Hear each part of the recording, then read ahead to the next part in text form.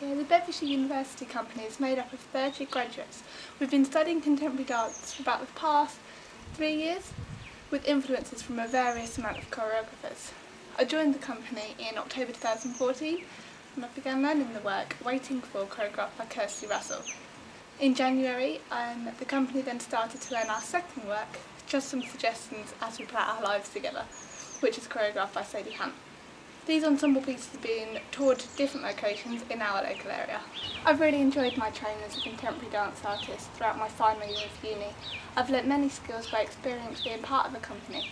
These skills have been collated from classes such as yoga, hip fitness classes, flying row influence technique classes and Limone influence classes, as well as choreography from up to choreographers.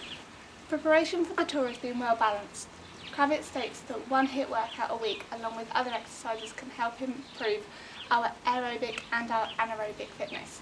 Also our cardiovascular health, and it helps the muscles to work efficiently. These benefits can enhance performance by ensuring that the body's got enough energy to be able to sustain an hour choreography. Yoga has enabled a sense of balance, concentration, relaxation and an internal understanding of my body. The NHS implies that yoga also increases strength and flexibility, two qualities which need to be of a high quality to improve performance. Core stability is vital for balance, which will prove helpful when I am performing. Flying low is a technique which one of our classes was inspired on. Zambrano suggests that due to the physicality of this technique, a dancer's physical perception and alertness is developed. Flying low thoroughly helped when learning the choreography Waiting For.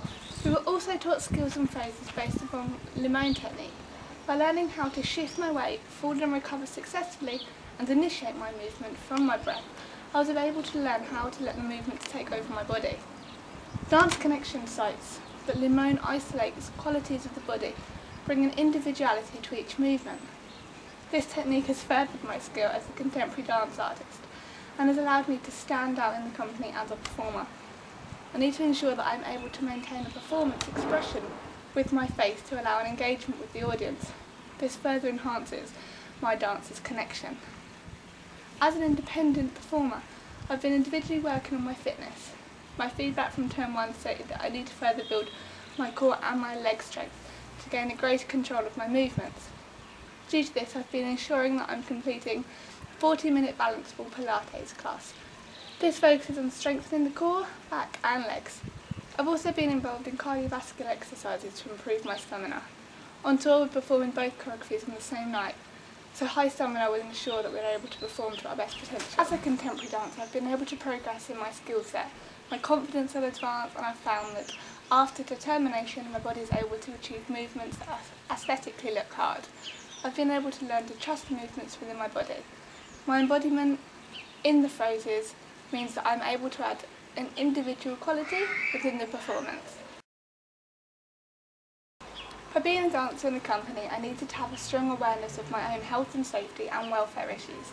I was able to apply safe practice by coming into the space early to execute a warm-up, as my time to learn the choreography from my choreographer is limited. As Russell works finishes with a high impact, I need to ensure that I was thoroughly warmed up to prevent injuries. This warm-up involved a high amount of cardiovascular work, as well as thermodynamic stretches. Hunt's choreography involves a variety of movements, some which focus on alignment, others which are gestural, and there are some sections which speech is used. This therefore needs a more rounded warm-up, which involves working into the hands on the floor, working through plie and extending through the limbs. To ensure that there are no injuries from these physical movements, a thorough warm-up and understanding of the movement needs to be present. Unfortunately, on the 19th of January, Blue Monday, I dislocated my shoulder whilst training in a flying low class. My shoulders are double jointed and therefore are more prone to accidents. After consultation with my paramedic and doctor, I was told I had a glenoid labrum tear. This tear leads to instability in the shoulder, a decreased range of motion and strength, and pain when overhead movements are performed. The medical centre expresses that the dislocations can happen when the arm is extended and rotated away from the body, when supporting body weight. Klippinger implies that this dislocation is an anterior or subchoroid dislocation, which means that the head of the humerus moves forward. disengaging the ligaments and weakening the support in the shoulder. This correlates with what my doctor declared at the time of injury. This then meant I was out of dancing to my full potential up until Easter. The rehabilitation for a shoulder injury can take several months. House claims that there are many effects that happen within the body after an injury. These complications can include a decrease in cardiorespiratory fitness, psychological effects, and muscle deterioration. Strengthening the shoulder should begin with processing by using free weights and performing lower trapezius push-ups. Following on from these movements, there should be some closed chain position exercises. These include exercises in which the limb that is being worked is in a fixed surface, for example press-ups. I needed to keep my body active to prevent any further effects on the body. I performed these strengthening exercises to enable myself as a dancer to meet the choreographic demands of the work. This has been a huge distraction for me throughout my training, as I've been trying to alter the movement to what feels comfortable for me, but still trying to have a performativity element to my delivery of the movements. The maintaining and upkeeping of the phrases have been included in every class rehearsal to prevent any further injuries. As a company member, I am aware that I'll be working in different spaces and different staging, and understand that how they run on the tape in one venue will be completely different to another. This involves adapting the movement if the venue does not have a cyclorama or a back curtain, and the possible removal of socks if the floor space is slippy. When I began learning the material for these pieces, I realised how much I enjoyed being part of the company. It was here that my passion towards making the choreography to my best potential began. The rep work in the choreography has been devised differently. Waiting 4 heavily involves an improvisation tasks based around specific topics. These were then refined and developed and built into the choreography, along with rearranging set movements which Russell had taught us. Just some suggestions as we put our lives together: also use improvisational tasks to give our choreographer ideas on creating her repertory work. These phrases were then performed in small groups with developments into our own interpretations. The research periods for both the works are grounded within the company classes. I was able to see the correlation between the tasks in which we were asked to do and the development this is having on the piece. Both works explore the space and the relationship with the audience. I'm able to create a connection and show performance skills to the audience by keeping my head up and focusing on the audience when possible. The delivery of each movement has been thoroughly developed from the choreographer and myself as a dancer to bring a rounded, conclusive meaning and essence. I have realised I need to have a strong engagement with my body and mind to enable inclusive performance. Not only will this enhance my performance, it will also entail an inclusivity with the audience. I believe that the choreography should be made available for everyone to understand and to experience in one way or another, whether this be emotionally, physically or mentally.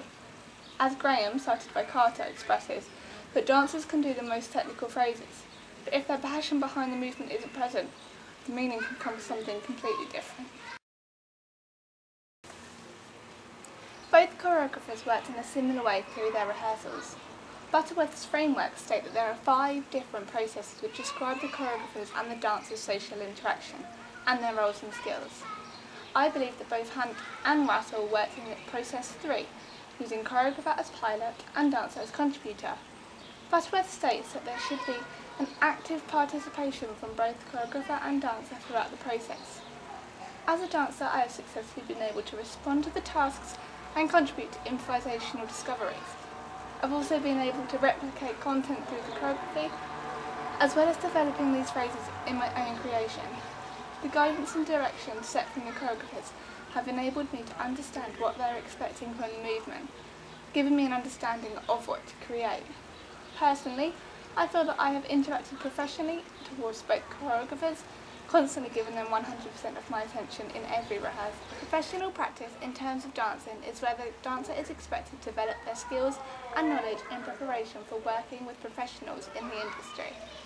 I have pushed myself as an individual to research other companies such as Vardaman, Motion House, Remba, Random Dance and Kanduki, and listen to interviews with company members, Shunway Dance Arts, Kanduka again and Rosie Kay. And I've also watched many performance works with Charlotte Vincent, DVA, Akram Khan, enabled to get an understanding of how to be a successful collaborative company member. I selected to be the website designer for our company alongside Victoria Knight. I feel that I suited this role due to my extensive research in creating websites before. I'm knowledgeable in this field as I thoroughly enjoy being creative online and am aware of what websites are successful. Victoria and myself agreed to communicate through email in order to make decisions together, so that the final product would be a collaborative work. I also created the social media pages for further promotion for the tour dates and to keep the audience up to date with what the company are doing. We wanted to make sure that our website had a variety of pages to keep the reader interested. As individuals, we both designed different pages on the website. Before designing the website, I researched into how to create a website effectively for a specific target audience. In order to do so, I recapped the AIDA system cited by Rule. This effectively gives an understanding of marketing for our website. I also visited several professional dance company websites, again looking at Vardaman, Motion House, Random Dance, to see how they structured their website and what they choose to involve. These websites gave me an inspiration to begin creating one for the dance company. The home page instantly allows the audience to see the upcoming tour date. This informs and reminds the audience of when we'll be next performing. This is also a brief description of the company to ensure readers that they have an understanding of what the website is offering. This About Us page explains what the company is and what the university course offers. The course page also allows the audience to see and read about each performer, giving the reader an insight and connection to our background. By exposing the choreographer's background, tasks and initial ideas behind the piece allow the audience to create a relationship with the work. Many successful companies have write-ups about their work to promote the positives of the performance. The tour date page involves the dates and venues that we'll be performing at.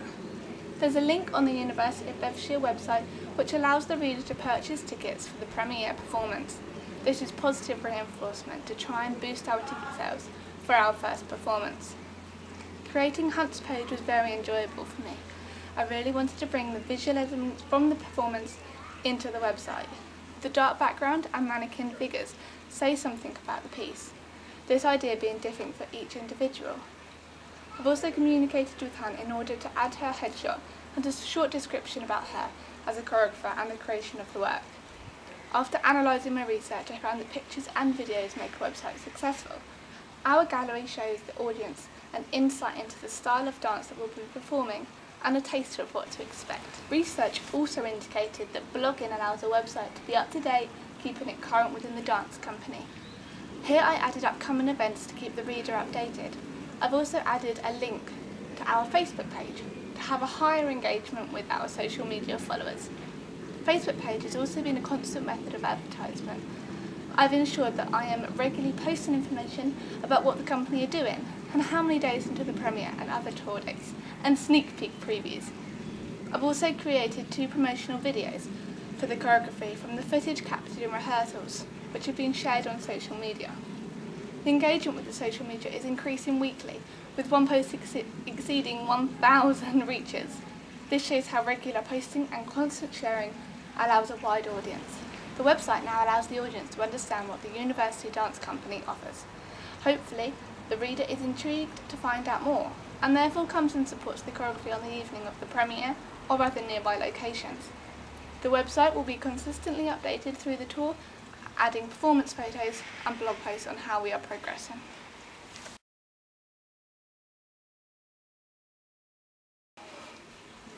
I was able to combine my organisation, motivation and enthusiasm skills in my role as an individual dancer, company performer and website and social media designer and promoter. By being flexible and adapting to different roles within the company, I'm able to show my determination to become a respected member. I've been able to self-discipline myself by ensuring that I'm on time for every class.